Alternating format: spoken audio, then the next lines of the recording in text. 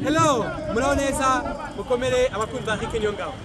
Uyu munsi twaje duhurira mu Bubiligi twaje kwigaragambya dushaka victoire, kwigaragambya dushaka amahoro. Ndi kumwe n'umushiki wanjye. Muraho neza. Waramutse Naramutse Fideline barizwa mu ihuriro nyarwanda. Naje hano aho twahuriye nk'abanyarwanda bakunda demokarasi banga akarengane, twaje gusaba Kagame na FPR ko barekura Ingabire Victoire bafashe mu buryo bunyuranije n'amategeko.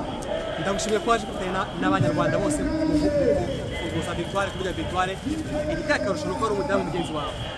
Aje ushaka kubaza kuba dufite abadamu bagenzi bawe baje muri rugamba, ubona bihagije cyangwa dukeneye no kubwira abandi badamu, dukeneye kubwira abagabo batandukanye bigisaba kugira ngo buri muntu wese ko ari abadamu bagaragare mu ruhande abakore cyane barwanya akarengane? Eric, ku kintu kirebana n'akarengane yewe icyo nagusubiza, ntabwo bigomba kureba igitsina ngo ni umugore cyangwa umugabo cyangwa umwana cyangwa uwo ari we wese ushaka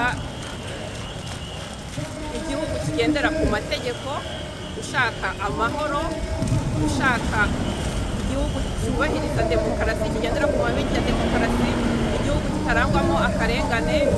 Buri muntu wese agomba guhagurukira rimwe. Niyo mpamvu twahagurutse tuje kurwanya ifatwa gutabwa muri yombi rya Ingabire Victoire.